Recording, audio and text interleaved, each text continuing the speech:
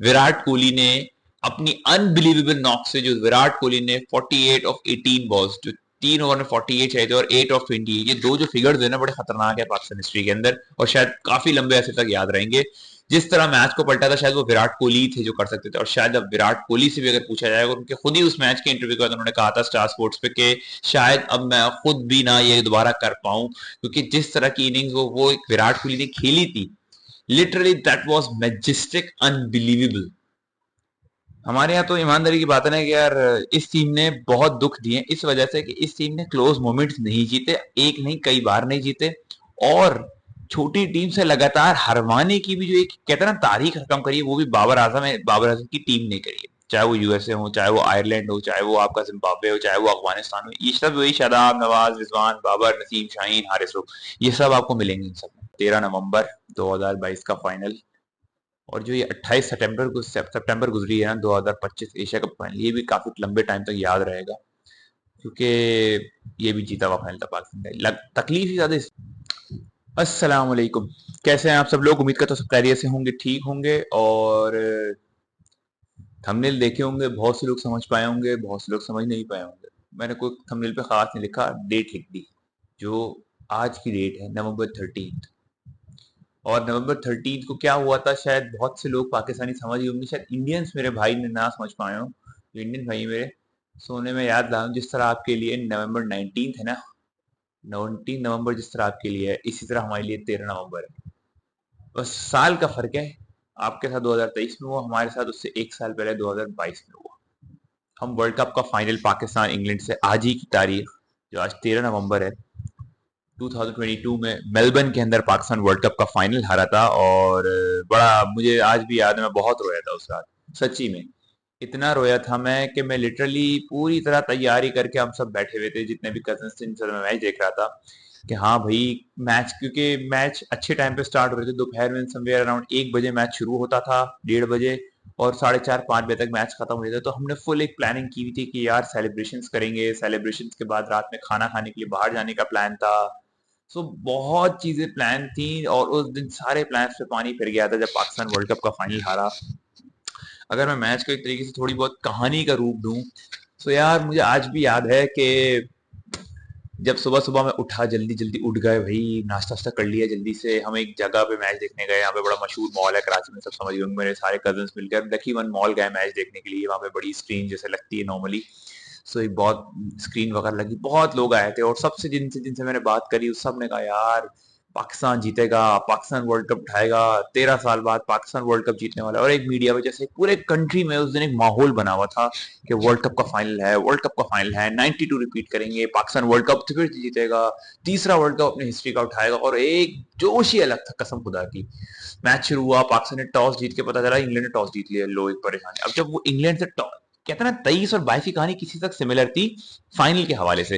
भाई 23 के अंदर जब टॉस उठा, टॉस हुआ, और अचानक जब सिक्का गिरा तो सबकी 1 मिनट के लिए बोलती बंद, क्योंकि रवि शास्त्री ने बोला the toss has been won by England. And England ने जब आके जॉस बटलर ने ये कहा कि वी गोना बॉल फर्स्ट, और एक अचानक एक शोर उठा है मॉल के अंदर, एग्जैक्टली लाइक, ठीक है आवाम का फर्क था, लेकिन जैसे अहमदाबाद के फाइनल में एक शोर उठा था ना पैट कमिंस के कॉल लेने पर के वी गोना बॉल फर्स्ट, सो एक लेवल का शोर था, वो एक अलग ही शोर था कि आवाम में भी वो एक अंडरस्टैंडिंग थी, जस्ट लाइक यहाँ की आवाम में और वहां की आवाम में सेम तरीके से सोचते हैं कि यार ये तो बेहतरीन हो गया, चलो हम टॉस हार गए, we wanted to bat first, we wanted to bat first, और पाकिस्तान टॉस जीत के, अच्छा हुआ पाकिस्तान ने, वही पाकिस्तान कहीं टॉस हार जा, कहीं टॉस जीत के बॉल ले लेता वो ज्यादा गलती होती। अच्छा हुआ कि पाकिस्तान वर्ल्ड कप में फाइनल में टॉस जीता है, we have a chance to put runs on the board, और एक अलग ही जोश, एक अलग ही माहौल, मैच शुरू हुआ, और कसम से पाकिस्तान ने स्टार्ट अच्छा लिया। Pakistan was around 4 overs 29 for none।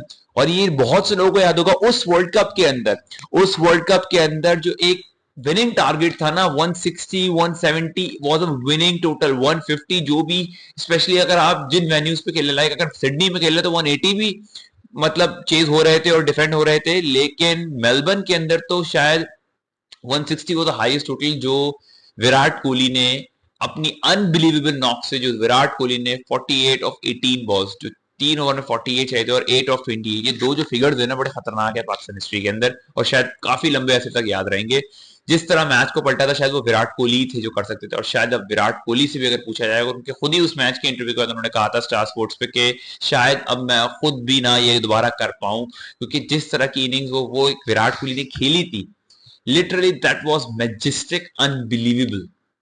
शायद कोई यकीन ना कर पाए। अगर आप किसी को एक सिनेरियो बनाएंगे ना मैच का, तो सब ये बोलेंगे नहीं भाई नहीं यार, मेलबर्न के अंदर नहीं जीत सकते आप। और वो पाकिस्तान का बॉलिंग अटैक उस टाइम पर Shaheen, Naseem, Haris Rauf, that was phenomenal, phenomenal था। और कहते ना मतलब आग बोल रहे थे वो लोग। और फिर साथ वसीम जूनियर भी लग गया नेक्स्ट मैचेस से अगेंस्ट जिम्बाब्वे। तो पाकिस्तान की जो जर्नी थी इस वर्ल्ड कप में ऐसी थी कि पाकिस्तान इंडिया से हारा, बहुत क्लोज हारा, जीता मैच हारा, लोगों ने कहा चलो ठीक है। जिम्बाब्वे से आप हारे, कहते ना दोनों मैचेस में, चाहे वो इंडिया का मैच हो चाहे वो जिम्बाब्वे का मैच हो, किनारे पे हारे हो आप। बल्कि एक बॉल भी, अगर एक बॉल का रिजल्ट भी अगर आपके फेवर में चले जाता, the match could have been different. ऐसा ही था।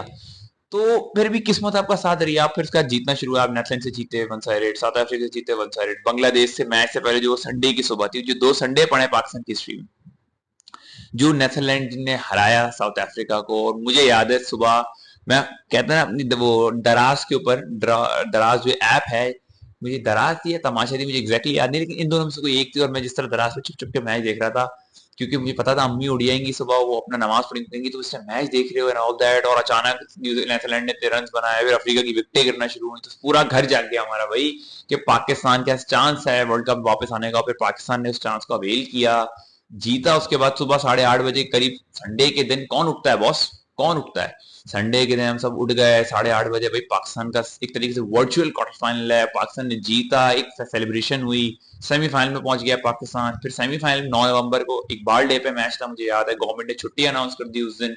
तो एक और एक ब्लेसिंग इन डिस्गाइज होगी, चलो भाई सबकी छुट्टी है, आज तो पाकिस्तान का सेमीफाइनल है, हम देखेंगे। और वही हुआ, हम खेला, बहुत अच्छा खेला। उस दिन में हम टॉस हारे, लेकिन पाकिस्तान ने आउट क्लास बॉल डाला, बेहतरीन बैटिंग करी रिजवान और बाबर ने, वो आखिरी ही थी उन दोनों की।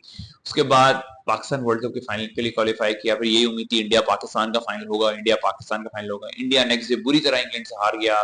फिर उसके बाद भी पाकिस्तान इंग्लैंड का फाइनल। अब तो भैया हम भी रिपीट करेंगे वर्ल्ड कप, अब तो 92 रिपीट होगा। 92 में इमरान खान ने उठाया था, शायद 2022 के अंदर बाबर आजम उठाएंगे। और बाबर का उस टाइम पे फेम ही एक नेक्स्ट लेवल का था कि बाबर शुड हैव बीन, कहते हैं ना मतलब presented with the world cup, कहते हैं ना क्या कहेंगे आप उसको, डिजर्व करता है बंदा वर्ल्ड कप जीतना। क्योंकि उस टाइम तक बाबर की at least as captain performance acceptable थी, specially in white ball format. 21 में सेमीफाइनल हारे, बहुत हार्ड ब्रेक हुआ लोगों का, क्लोज गेम थे, अनस्टॉपेबल आप जीतते हुए गए सेमीफाइनल में, और बिल्कुल एक कैच के साथ हार गए, फाइनल से बाहर हो गए। इस तरह 22 का वर्ल्ड कप स्टार्ट हुआ, अच्छी परफॉर्मेंस आ रही थी, क्लोज गेम्स हार रहे थे, लोग कह रहे थे किस्मत साथ नहीं दे, आप फाइनल में पहुंचे। तो अब तो यार वर्ल्ड कप तो जीतना चाहिए। मैच स्टार्ट हुआ, जैसे मैंने कहा 4 ओवर 29 रन, कोई आउट नहीं। फिर रिजवान की विकेट गिरती है, एक थोड़ा सा एक गेम रुक जाता है, हारिस आते हैं, एक आध थोड़े शॉट्स खेलते हैं, मैच पलटा। पता है कहां से था? मैच पलटा था बाबर आजम की वो विकेट से, जो जिंदगी में बाबर आजम को शायद बहुत याद रहेगी विकेट अपनी उनकी। कि अब उस बंदे को अच्छे से बताऊं, बाबर को आज तक रॉन्ग वन पढ़ना नहीं है, उस वक्त भी रॉन्ग वन पढ़ने की। अब आदिल रशीद की जो रॉन्ग वन थी, जिसको जोरदार बैक ऑफ लेंथ को बंदा कट मारने गया, पहली गलती लेंथ सही नहीं पड़ी, दूसरी गलती टर्न नहीं पड़ा, कि वो लेग स्पिन था या रॉन्ग वन था। और अब ये सोचो, जब कहते हैं ना किस्मत खराब हो तो कुत्ता भी, आप ऊंट के ऊपर बैठे हो तो भी कुत्ता काट लेता है, कि इतनी मतलब स्टिकर पे लगा हुआ बॉल, स्टिकर पे बॉल लगा था, और फिर भी आदिल रशीद तक कैरी कर गया बॉल। इतना, जब यहाँ नॉर्मली स्टिकर पे बॉल लगता है तो यही गिर जाता है, वो इतना बैक ऑफ लेंथ बॉल था कि स्टिकर पे लगा तब भी आदिल रशीद तक कैरी कर गया। आप अंदाजा लगाओ यार कैसा बॉल था वो, और कितना जोर से मारा होगा बाबर ने, ये सोचो। फिर उसके बाद एक जो एक मतलब कोलैप्स हुआ ना, गिरने लगा गिरने लगा गिरने लगा गिरने लगा। फिर तो एक छोटी सी पार्टनरशिप शादाब और शान की हुई। शान ने नो डाउट बहुत अच्छा खेला था उस फाइनल में, और सबसे अच्छी चीज शान की जो मुझे लगी थी ना, शान ने एक्सेप्ट किया था कि यार मुझे खड़ा होना चाहिए था, I should have been there till the end. Still उसके अल्फाज याद हैं। और हमारे यहाँ तो ईमानदारी की बात है ना कि यार इस टीम ने बहुत दुख दिए इस वजह से कि इस टीम ने क्लोज मोमेंट्स नहीं जीते, एक नहीं कई बार नहीं जीते। और छोटी टीम से लगातार हरवाने की भी जो एक कहते हैं ना तारीख रकम करी है, वो भी बाबर आजम की टीम ने करी है। चाहे वो यूएसए हो, चाहे वो आयरलैंड हो, चाहे वो आपका जिम्बाब्वे हो, चाहे वो अफगानिस्तान हो, ये सब वही शादाब, नवाज, रिजवान, बाबर, नसीम, शाहीन, हारिस, ये सब आपको मिलेंगे इन सब में, जिन गेम्स की मैं बात की है। खैर पाकिस्तान ने 137 बनाया, लगा यार मैच खास नहीं होगा। इंग्लैंड ने वही इंग्लैंड टाइप स्टार्ट किया, शाहीन ने पहले ओवर विकेट ली, एलेक्स हिल्स को आउट किया, उसके बाद गेम चलता रहा, पाकिस्तान विकेट लेता रहा। 6 ओवर के एंड में स्कोर लाइन थी भाई 45 रन, 3 आउट। और स्कोर लाइन ऐसी भाई, आप ये कहोगे यार अगर आप 138 इन फाइनल चेस कर रहे हैं इंग्लैंड, इंग्लैंड को जरूरत नहीं है इतना तेज स्टार्ट लेने की। मेलबर्न में है, ये याद रखना, मेलबर्न में 45 रन 6 ओवर के अंदर। आप बाकी ग्राउंड में, नॉर्मल ग्राउंड में, छोटे ग्राउंड है, उनमें आप इसको 60 62 65 रन भी आप सोच सकते हो, क्योंकि भाई मेलबर्न में मारना एबनॉर्मल है एकदम। आप मेलबर्न का मिड विकेट देखोगे ना, प्लेयर्स 20-20 कदम आगे खड़े रहते हैं यार। आपने अगर ऑस्ट्रेलिया के अंदर कहते हैं ना, दो चीजें अच्छी चाहिए होती है आपको, अच्छा फील्डर होने से ज्यादा आपका थ्रोइंग आर्म बहुत अच्छा होना चाहिए। फील्डर तो बहुत से शायद अच्छे मिल जाएंगे, ग्राउंड फील्डर। आपने कभी थ्रोइंग आर्म देखा है? इतना जोरदार थ्रोइंग आर्म होता है ऑस्ट्रेलियंस का, इसी वजह से कि वो इतने बड़े ग्राउंड में प्रैक्टिस कर करके आदी हो चुके थे कि उनके कीपर के वन हैंड थ्रो आती है, डायरेक्ट थ्रो आती है। आप कभी इंडियन और पाकिस्तानी प्लेयर्स जाते हैं, आप उनका देखें, उनका हालात ऐसे होते हैं, ये कहते हैं ना, आप लिटरली मुझे 3-3 4-4 कदम आगे जाना पड़ता है। मैंने कई बार देखा रिजवान 2-2 3-3 कदम आगे भाग के गया, ऋषभ पंत राहुल को 2-2 3-3 कदम, उस वर्ल्ड कप में मैंने ऋषभ पंत को कई बार देखा, सॉरी राहुल को, आगे भाग भाग के उसने आके दिनेश कार्तिक को सॉरी आके कैरी किया है, बॉल से पकड़ा जाके। तो अंदाजा लगाओ टिप्पा कहां खाती है वो। उस दिन इंग्लैंड ने 45 का स्टार्ट लिया था फाइनल में, पाकिस्तान ने 3 विकेटें भी ले ली थी, अच्छी चीज थी। मैच चलता रहा, एक टाइम पर आके 10 ओवर में 60 रन, लास्ट 10 ओवर में 60 रन चाहिए। हैरी ब्रूक और बेन स्टोक्स की पार्टनरशिप चल रही है, लोगों ने कहा खत्म यार, अब क्या होगा। अचानक हैरी ब्रूक आउट होते हैं और पाकिस्तान ने डॉट बॉल का परसेंटेज काफी बढ़ा दिया। आई स्टिल रिमेंबर एक टाइम पर required rate was almost touching 9 run पर ओवर, जहां 6 रन पर ओवर से ऑलमोस्ट 9 रन पर ओवर चले आए। वो कहते हैं ना, उस छोटी छोटे मोमेंट्स पे जो बाउंड्रीज इंग्लैंड को मिलती रही, वो इंग्लैंड को गेम में आगे रखी रही, पाकिस्तान को पीछे करती रही। For example 31 balls 45 run required, जो मैंने कहा 60 बॉलों पे 60 रन और फिर 31 बॉल्स पे 45 रन। उस टाइम 7 विकेटें गिरी हुई, 7 विकेटें बाकी थी इंग्लैंड की, 3 विकेटें गिरी थी। 31 और 45 में 4 विकेटें गिरी थी, 6 विकेटें बाकी थी। आने वाले बैट्समैन लियाम लिविंगस्टन थे, क्रिस वोक्स थे और मोइन अली थे। एग्जैक्ट। सो आप ये सोचोगे यार, एक बात है, ये 31 और 45 में बंदा सोचता है यार ये वाली डॉट बॉल करा दूं मैं, थोड़ा ये वाला डॉट बॉल 9 रन पर ओवर चलाए, ताकि बैट्समैन को ना दिखने लगे कि भाई 9 पे पहुंचा दिया रिक्वायर्ड। उस टाइम बेन स्टोक्स ने चौका मार दिया, टाइमली बाउंड्री, अचानक रिक्वायर्ड खिंच के आ गया 30 ऑफ 41, तो 8 रन पर ओवर। फिर उसके बाद शाहीन को जो इंजरी हुई, that was the turning point of the game. जब 38 ऑफ 28 चाहिए थे और शाहीन को इंजरी होती है, that was the turning point of the game. बहुत लोग कहते हैं कि शाहीन को इंजरी ना होती तो शायद पाकिस्तान वर्ल्ड कप जीत जाता, हो सकता है, लेकिन मेरे हिसाब से उससे अच्छा मोमेंट और उससे बहुत बड़ा मोमेंट था। बहुत से लोगों को शायद याद ना हो, लेकिन मुझे एग्जैक्टली याद है, जब हैरी ब्रूक की विकेट गिरी थी, सो वसीम जूनियर नेक्स्ट ओवर करने आए, तो नेक्स्ट ओवर के अंदर एक डॉट बॉल लगातार हो गई थी, तो मोइन अली ने एक हार्ड लेंथ को थोड़ा सा ना हार्ड एंड से खेला और वो बॉल फौरन कैरी किया मिड ऑन के ऊपर आपके हारिस स्टोक्स के पास, और बेन स्टोक्स निकल गए क्रीज से, बेन स्टोक्स स्लिप हो गए, कम बैक करते हुए वापसी आते हुए स्लिप हुए, हारिस स्टोक्स ने रख के थ्रो मारी, स्टंप्स मिस कर गए। स्लो मोशन में दिखाया गया जब रिप्ले में, तो दिखाते हैं कि ऑलमोस्ट एक हाथ जितने मेरे हाथ की टोटल लेंथ है, इस हाथ के फर्क से बेन स्टोक्स बाहर थे जब बॉल स्टंप्स को टच कर रहा था।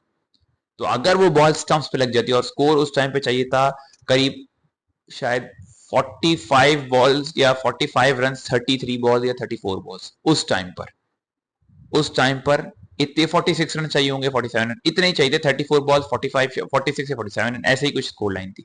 अगर उस टाइम पे, मुझे स्टिल रिमेंबर हिंदी कमेंट्री में मैंने जब सुना था, तो आकाश चोपड़ा ने बोला था कि ये बेन स्टोक्स नहीं स्लिप होते, ये पूरी इंग्लैंड स्लिप हो जाती। अगर उस time Ben Stokes run out हो जाते, तो शायद वो मेरे हिसाब से सबसे बड़ा टर्निंग पॉइंट होता। शायद शाहीन अगर सारे ओवर कर भी लेता, तो शायद बेन स्टोक्स अगर खड़ा रहता तो शायद वो मैच जिता देता। उसके अंदर वो एबिलिटी है, वो कहते ना, the man for the finals, वो वाली बात है।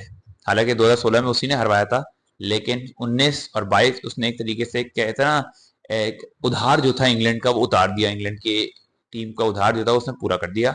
सो मैं लिटरली कहूंगा यार, वो मोमेंट्स ऐसे थे कि वो थ्रो लग जाती तो पाकिस्तान के हक में होता, शाहीन को इंजरी ना होती तो शायद पाकिस्तान के हक में हो जाती चीजें।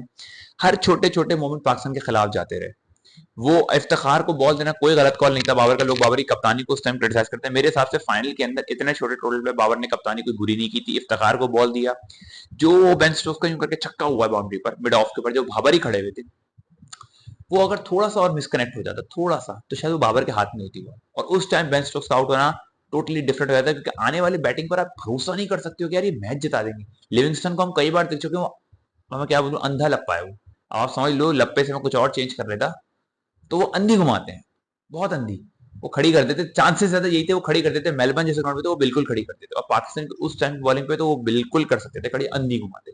सामने आपके पास मोइन अली थे, जो कि ठीक है, अच्छे हैं, लेकिन वर्ल्ड कप फाइनल में Ben Stokes, you want Ben Stokes on the crease. But शायद कहते हैं, जब नसीब में आपके ना हो कोई चीज तो आप कुछ कर नहीं सकते, नसीब से कोई नहीं लड़ सकता अपने। और उस दिन यही हुआ, पाकिस्तान नसीब से नहीं लड़ सकता था, पाकिस्तान को वर्ल्ड कप का फाइनल वो हारना था, पाकिस्तान हारा। और मैं पूरी रात, मुझसे सही बताऊं, सोया नहीं गया। मैं अगर इन शॉर्ट कहूं तो मैं रोया। वो वर्ल्ड कप का फाइनल ऐसा था कि मैं भुला नहीं पाया। सो ये थी वो वर्ल्ड कप की फाइनल की कहानी, जो मैं लिटरली आपसे शेयर करना चाह रहा था। 13 नवंबर 2022 का फाइनल, और जो ये 28 सितंबर गुजरी है ना, 2025 एशिया कप फाइनल, ये भी काफी लंबे टाइम तक याद रहेगा, क्योंकि ये भी जीता हुआ फाइनल था पाकिस्तान का। तकलीफ ही ज्यादा इसलिए होती है ना यार, मैं सही बताऊं, पाकिस्तान पिछले 5 साल में तीन मोमेंट्स मिले पाकिस्तान को इवेंट्स उठाने को, और तीनों पाकिस्तान के मोमेंट होने चाहिए थे। 21 हो, 22 हो, 25 हो, तीनों में आप देखोगे तो पाकिस्तान का अपर हैंड रहा है उन दो मोमेंट में, लेकिन पाकिस्तान ने ग्रैब नहीं किया। चाहे वो 21 में हसन अली का कैच छोड़ना हो, शाहीन की इंजरी, या बेन स्टोक्स का रनआउट हो, या फिर 25 के अंदर आपके तिलक वर्मा का मोहम्मद हारिस ने जो रनआउट छोड़ा था, वो तीनों मोमेंट ऐसे थे कि यार बंदा कहेगा यार, मतलब क्या बोले, कभी कैच छोड़ देते हैं, कभी आप क्या कहते हैं, इंजर्ड हो जाते हैं उन मोमेंट्स पे, कभी आप रन आउट छोड़ देते हैं। मतलब खुदाई के साथ पाकिस्तान की टीम अपनी बैटिंग बॉलिंग ज्यादा अपनी फील्डिंग से ऐसी इवेंट हारती है। अगर पाकिस्तान की फील्डिंग ढंग की कर दी जाए तो शायद पाकिस्तान ने आधे से ज्यादा फाइनल खेले होते आईसीसी इवेंट या एसीसी इवेंट्स के। बाकी आप लोग मुझे अपने कमेंट सेक्शन में बताना प्लीज, आप लोगों को कैसा लगा। मैं लोगों को सुनना चाहता हूँ कि लोगों पे उस दिन क्या गुजरी थी। इंडियंस भी बता देना, ऑब्वियसली बात है, आप लोग थोड़ा मजा ही लोगे, चुटकुले। खैर इट्स फाइन यार, क्रिकेट की हिस्सा है ये सब होना।